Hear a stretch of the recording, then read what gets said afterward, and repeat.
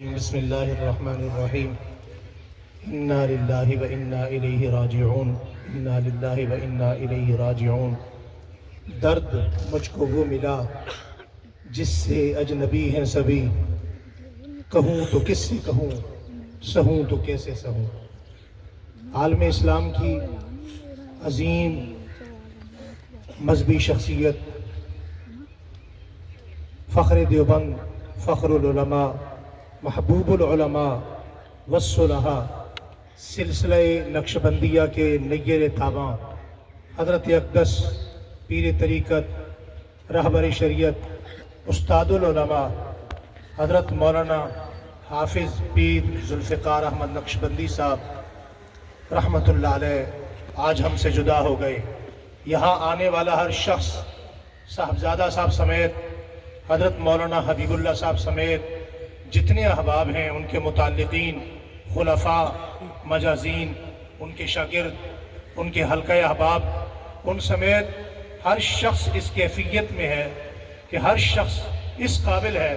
وہ یہ سمجھتا ہے کہ میرے پاس تعزیت کی جائے۔ میں نے حضرت کی جتنی کتابیں پڑھی، جتنے بیانات سنے، ان میں مجھے ایک چیز چنی ہوئی نظر آئی، اور وہ چیز یہ نظر آئی، ایک تو حضرت ہمارے مسلک دیوبند کی تمام جماعتوں کی سرپرستی فرماتے تھے، اور دوسرا ان کی ہر گفتگو اور تکلم میں حضرات صحابہ اکرام رضوان اللہ تعالی علیہم اجمعین کا ذکر بڑی کثرت سے ملتا تھا۔ انہوں نے اپنی گفتگو میں جن شخصیات کو ماڈل، نمونہ اور نقشہ بنا کر پیش کیا، وہ حضرات صحابہ اکرام رضوان اللہ تعالی علیہم اجمعین تھے۔ شاید یہی وجہ ہے کہ کل 22 جمادی الثانی تھا، اور 22 جمادی الثانی کے اس دن میں سلسلہ نقشبندیہ کے نیر تاباں حضرت مولانا پیر ذوالفقار احمد نقشبندی صاحب 22 جمادی الثانی ہی کو اپنے سلسلے کے بانی سیدنا صدیق اکبر رضی اللہ تعالی عنہ کے ہاں پہنچ چکے ہیں۔ میں اسی کے ساتھ اپنی بات ختم کرنا چاہتا ہوں کہ جتنے احباب، یقیناً یہ جنازہ ہم حضرت کے لیے نہیں، اپنے مفاد میں آئے ہیں، اور اس یقین سے واپس اپنے گھروں کو لوٹیں گے کہ آج حضرت کے جنازے کی برکت سے